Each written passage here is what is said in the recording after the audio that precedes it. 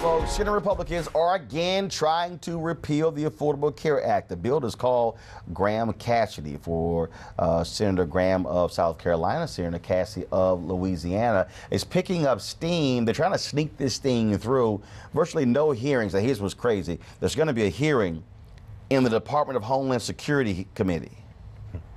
What does that have to do with health care? Now, they're trying to do this through reconciliation, which only requires 51 votes versus the 60 based upon the Senate rules. And so they're pulling out all the stops because they want to get this through to appeal to only about 14% of Americans who actually support the bill. Now, the CBO is not going to score the bills, which makes no sense as well. And so millions of Americans, estimated 30 million Americans, could lose their health insurance. And something called being pregnant is called a pre-existing condition, which means you might not get covered. This bill will also allow states to determine if you pay higher insurance rates if you are high risk. Vice President Mike Pence returned from the United Nations to galvanize Republicans to ram this thing through. And so it's also quite interesting. Here's what they have to say. My friends on the other side are never going to agree to a bipartisan proposal that does anything other than prop up Obamacare. I've talked to the president 5 times in the last 2 days. He is focused like a laser. He has told me he's not going to throw good money after bad. He's very excited about this state-centric health care system. If so, why are Republican governors opposing it, such as governors in Arizona, governors in Ohio, and other states? Maybe he wants to explain that. Let's talk about this with our guest. Joining us right now on set is Igor Volsky, co-host of the Thinking Cap podcast and vice president for the Center for American Progress. On our panel, we have Greg Carr, chair Afro-American Studies Department, Howard University, Angela Saylor with Gloucester Institute, Professor Overton, Joint Center for Political and Economic Studies. Igor, when you watch what's happening here, again, you want to change something that will impact 1/6 of the U.S. economy. No hearings. There were 15 months of public discussion on the Affordable Care Act. Well, and of course, those very same Republicans said at the time that Democrats are ramming through the bill despite all the hearings, despite all the debate.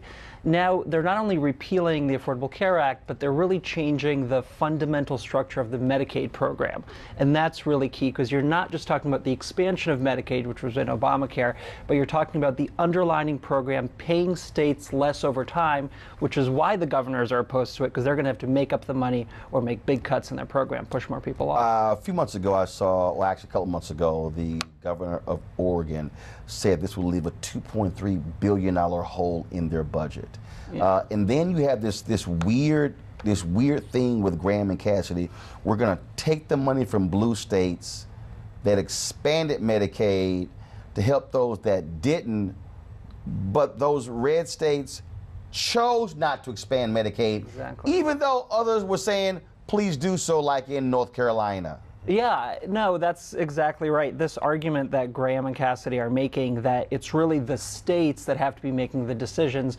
Well, under Obamacare, states could have built their own marketplaces. They could have designed the marketplaces however they wanted, and they said no, because they're not interested in expanding coverage. What was also interesting, I think, when you watch this debate, the question is, some of the people who voted against this Senate bill last time are still sort of on the fence. Yeah. And I keep telling people, this could very well pass.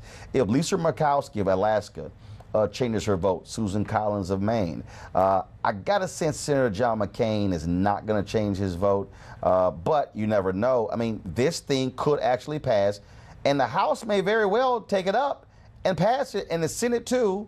Yeah. Oh, yeah, the House will pass it. You know, if it goes through the Senate, the House will just pass it as is. That's why people really have to call. You know, we saw large volumes of calls in all the previous efforts to... Guys, pull the number up, please. Igor White, no, keep talking, but I want that number on the screen the whole time. Yeah, it's good to have the number, but also we have a tool called TrumpCareToolkit.org where it lists the key senators that need to hear from you. You can call them, you can tweet at them.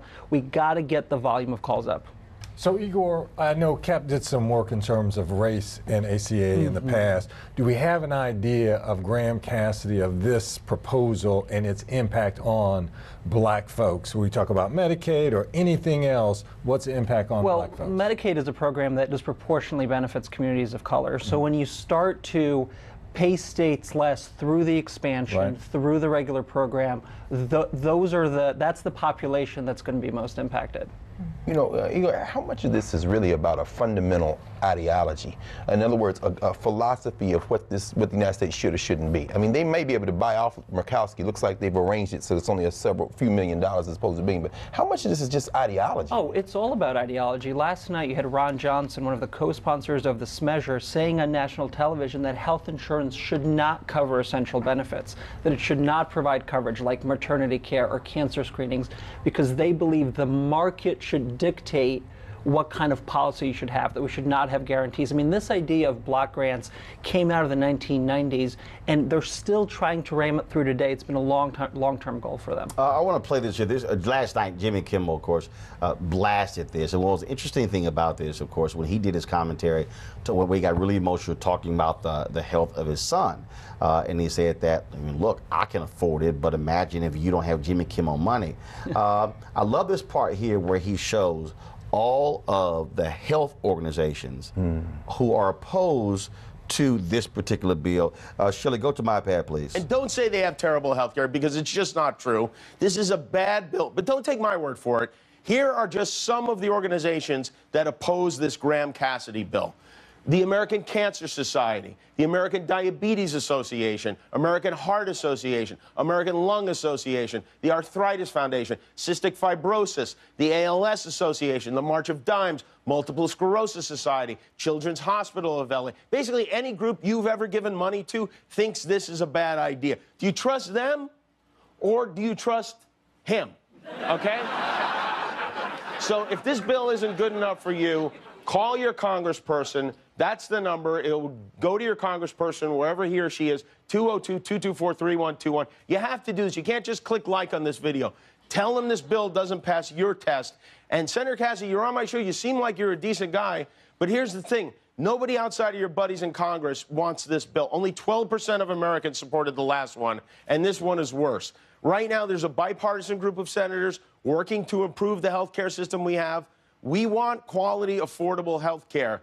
Dozens of other countries figured it out. So, Angela, I would think they're probably going to get a couple of calls today. Absolutely. I mean, again, we've got politics and policy colliding. You've got the medical groups who are looking out for the different interests that need to be taken into account, and you've got this money flowing to the states, but we've got to ensure that the policy for that money is going to work when it gets there. And Igor, last point before I close this up. Again, when you say we'll leave it up to the states, I mean, the insurance companies are licking their chops because they know, oh, we're going to be able to charge folks whatever. Yeah, and the reason why all of these health groups are against it is because individual states can decide that insurers could charge people more for pre-existing conditions, for being pregnant. That's very clear in the bill. Folks, the number to call is 202-224-3121, 202-224-3121. Ask for your, let me explain how this works. Wherever you live, that's your state. You have 2 United States senators. Ask for either one of them. If you don't know their names, look them up or go to TrumpCareToolkit.org. TrumpCareToolkit.org. Igor, thanks a bunch. Thank you. All right. Weekdays on TV One. I will never lie to you. Oh my God. Roland Martin. He doesn't want to talk to us. He wants to ignore us. Uncensored. Hell no. That ain't gonna cut it, boo. Unapologetic. No, that is fundamentally false. You are wrong. Unfiltered. He wants an America where we all look alike. He ain't talking about black people. Unrelenting. You better go work out, because you got a fight on your hands. NewsOne Now with Roland Martin. Weekdays at 7 a.m. on TV One.